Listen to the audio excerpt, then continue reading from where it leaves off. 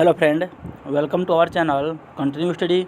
Friend, आज हम लोग बीपीएससी टीआरई 3 और टीआरई 4 के लिए जो प्लेटफॉर्म का न्यू बुक आया है कक्षा 9 से 10 के लिए, इसका जो जीएस है यानी समान अध्ययन का, आज हम लोग सेट नंबर 5 देखने वाले हैं। तो आज हम लोग सेट नंबर 5 में जीएस के 40 अति महत्वपूर्ण प्रश्नों को देखने वाले हैं। इससे पहले हम लोगों ने 1 से 4 तक के जीएस के सेट को अपने चैनल पर कंप्लीट पढ़ लिया है। तो अगर आपने हमारा पिछला वीडियो नहीं देखा है तो आप हमारे चैनल के प्लेलिस्ट से जाकर देख सकते हैं। तथा आपने अभी तक हमारे चैनल को सब्सक्राइब नहीं किया है तो ऐसे ही महत्वपूर्ण वीडियो पाने के लिए हमारे चैनल को जरूर सब्सक्राइब करें। तो चलिए आज का पहला प्रश्न शुरू करते हैं। पहला प्रश्न दिया हुआ जीएस में, वर्तमान में नेशनल ग्रीन ट्रिब्यूनल के अध्यक्ष कौन हैं? बताना है कि नेशनल ग्रीन ट्रिब्यूनल के जो अध्यक्ष हैं वो कौन है। तो इसका सही उत्तर हो जाएगा option A, justice Prakash Shrivastava. कौन है? Justice Prakash Shrivastava. Option A इसका सही उत्तर हो जाएगा। अप्रैल 2024 में मरणोपरांत भारत रत्न में से सम्मानित बिहार के पूर्व मुख्यमंत्री कर्पूरी ठाकुर किस उपनाम से प्रसिद्ध हैं? तो बताना है कि जो कर्पूरी ठाकुर थे वो किस उपनाम से प्रसिद्ध थे? तो जननायक। ऑप्शन बी इसका सही उत्तर हो जाएगा, जननायक। किस देश के राष्ट्रपति इमैनुअल मैक्रोन भारत के गणतंत्र दिवस समारोह 2024 के मुख्य अतिथि बने? तो ये हो जाएंगे कहाँ के राष्ट्रपति हैं? तो ये फ्रांस के राष्ट्रपति हैं। तो ऑप्शन ए इसका सही उत्तर हो जाएगा, फ्रांस के राष्ट्रपति हैं। अगला प्रश्न कर रहा है, हाल ही में एशियाई विकास बैंक एडीबी ने किसे भारत के लिए देश का निदेशक नियुक्त किया है? तो इसका सही उत्तर हो जाएगा मियो ओका। कौन हो जाएंगे? मियो ओका। ऑप्शन सी इसका राइट आंसर हो जाएगा। हाल ही में खबरों में रहा सखी ऐप का संबंध किस मिशन से जुड़ा हुआ है? तो सखी ऐप है, इसका संबंध गगनयान अंतरिक्ष मिशन से जुड़ा हुआ है। ऑप्शन सी इसका सही उत्तर हो जाएगा। जुलाई 2023 में मलेशिया की यात्रा पर गए रक्षा मंत्री राजनाथ सिंह द्वारा किस कंपनी के क्षेत्रीय कार्यालय का उद्घाटन कुआलालंपुर में किया गया है? तो इसका सही उत्तर हो जाएगा हिंदुस्तान एरोनॉटिकल लिमिटेड। तो ऑप्शन ए इसका सही उत्तर हो जाएगा हिंदुस्तान एरोनॉटिक्स लिमिटेड। अगला प्रश्न है, लंदन स्थित वनवेब कंपनी द्वारा भारत की पहली सैटेलाइट नेटवर्क पोर्टल साइट कहाँ स्थापित किया जा रहा है? तो भारत के गुजरात में स्थापित किया जा रहा है। 4 मार्च 2024 को अंतर्राष्ट्रीय को केंद्रीय मंत्री ज्योतिरादित्य एम सिंधिया ने स्टेनलेस स्टील के क्षेत्र में भारत के पहले हरित हाइड्रोजन संयंत्र का उद्घाटन किया है। तो ये हरियाणा के हिसार में किए हैं। तो ऑप्शन ए इसका सही उत्तर हो जाएगा। यहाँ पे दिया हुआ है, वो रहा है, निम्नलिखित ऐतिहासिक घटनाओं को कालानुक्रमिक रूप से पहले के बाद क्रम में सजाइए। तो देखिए सारा जो घटना है यहाँ पे 3 घटना, इसमें से 1919 का 2 घटना दिया हुआ है, एक 1916 में दिया है और एक 1922 में दिया है। तो इसको सजाना है। तो बताना है कि सबसे पहले क्या होगा। तो सबसे पहले आपका हो जाएगा लखनऊ समझौता। क्या हो जाएगा? एक पे हो जाएगा आपका लखनऊ समझौता, 1916 में हुआ था। उसके बाद मॉन्टेग्यू चेम्सफोर्ड सुधार अधिनियम कब आया था? तो यह 1919 में आया था, मार्च 1919 में। यहाँ पर सारा का डेट दिया हुआ है, अरेंज कर देना है। खिलाफत आंदोलन जो है यह नवंबर 1919 में हुआ था और अंत में हो जाएगा आपका क्या? असहयोग आंदोलन वापस लेना, तो 12 फरवरी 1922 हो जाएगा। तो ऑप्शन जो आपका ए है वो आपका ऑप्शन ए इसका सही उत्तर हो जाएगा। बिहार प्रांतीय किसान सभा के बारे में गलत उत्तर का चयन करना है कि कौन सा उत्तर जो है वो गलत है।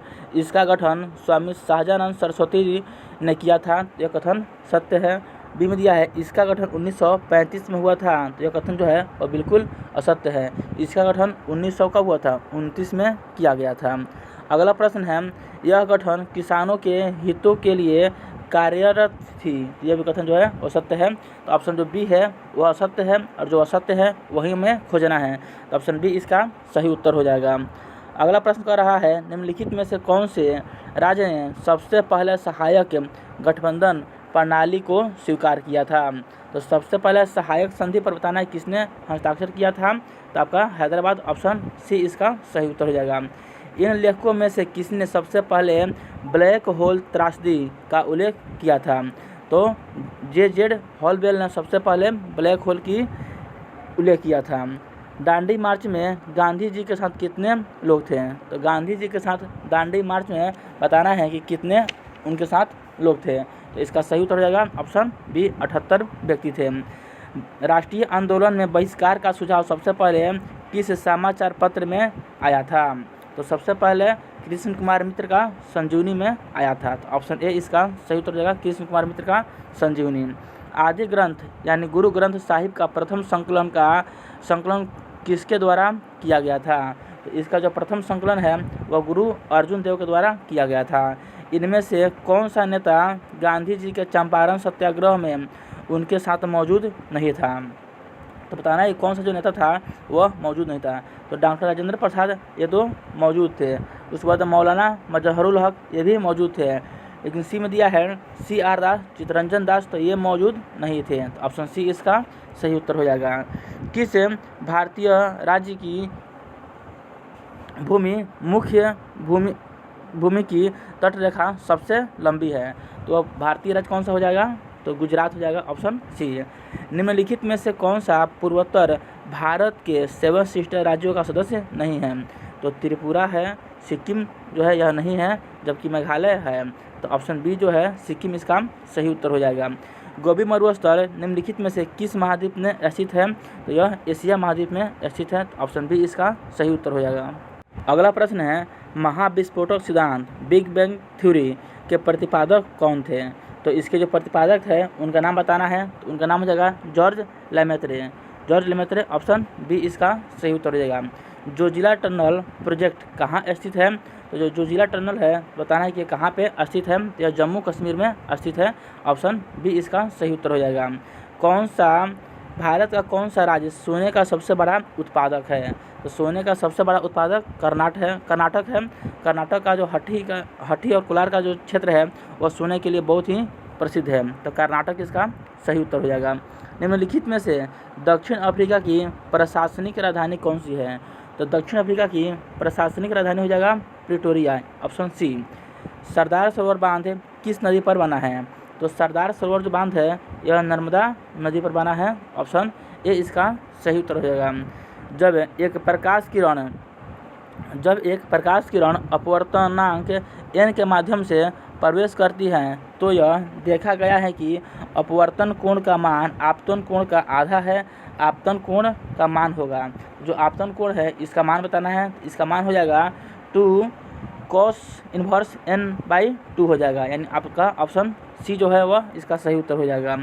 अगला प्रश्न है पानी की कठोरता को दूर करने के लिए जियोलाइट प्रक्रम में 10% NaCl का घोल प्रवाहित किया जाता है क्योंकि जियोलाइट नए औद्योगिक यौगिक बनाता है जो कि NaCl के साथ पुनः सोडियम जियोलाइट में परिवर्तित हो जाते हैं। तो ऑप्शन जो सी है वह इसका सही उत्तर हो जाएगा। AB रक्त समूह वाला व्यक्ति किस रक्त समूह के व्यक्तियों से रक्त ग्रहण कर सकता है? तो यह जो व्यक्ति है इनमें से ऑप्शन दिया है इनमें से एक से अधिक से रक्त ग्रहण कर सकता है। यह जो व्यक्ति है यह ए से भी, ओ से भी और बी से भी कर सकता है। साथ साथ इसके साथ AB से भी रक्त ग्रहण कर सकता है। तो यह AB, A, B और O से रक्त ग्रहण कर सकता है। तो इसका सही उत्तर होगा ऑप्शन डी, उपयुक्त में से एक से अधिक। अगला प्रश्न कह रहा है यह पाया गया है कि किसी कांच के प्रिज्म द्वारा श्वेत प्रकाश के वर्ण विक्षेपण के दौरान कोई रंग घटक जितना अधिक मुड़ता है उस रंग घटक के लिए कांच का अपवर्तनांक उतना ही अधिक होता है। यदि μr, μv और μy क्रमशः लाल, बैंगनी और पीले प्रकाश के लिए अपवर्तनांक है तो उनके बीच निम्न में से कौन सा संबंध जो है वह सही होगा? तो इसमें से जो सही संबंध है वो हो जाएगा μv, उसके बाद हो जाएगा μy और उसके बाद से μr, यानी आपका ऑप्शन सी इसका सही उत्तर हो जाएगा। जब किसी पदार्थ का संयोजन ऑक्सीजन से होता है तो वह उपचयित होता है, यानी ऑप्शन ए इसका सही उत्तर हो जाएगा कि वह पदार्थ क्या होता है, उपचयित होता है।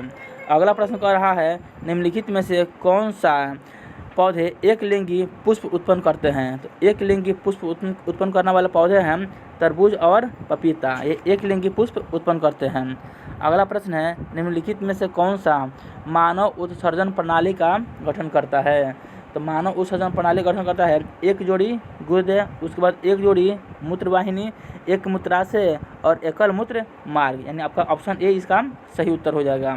और आज का अंतिम जो प्रश्न है यहाँ पे दिया हुआ है, कह रहा है हम अजैव निम्नकरणीय उत्पादों का उपयोग कैसे कर सकते हैं? तो इसका जो उपयोग है वह पर्यावरण के अनुकूल पैकेजिंग का उपयोग करके हम लोग इसका उपयोग कर सकते हैं।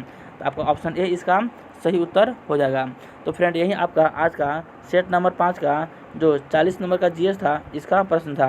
ये वीडियो आपको कैसा लगा कमेंट जरूर कीजिएगा। वीडियो अच्छा लगा तो वीडियो को लाइक और शेयर करना ना भूलें, तथा आपने अभी तक हमारे चैनल को सब्सक्राइब नहीं किया है तो ऐसे ही महत्वपूर्ण वीडियो पाने के लिए हमारे चैनल को जरूर सब्सक्राइब करें। तो चलिए मिलते हैं इसके सेट नंबर 6 में, तब तक के लिए आप सभी को जय हिंद।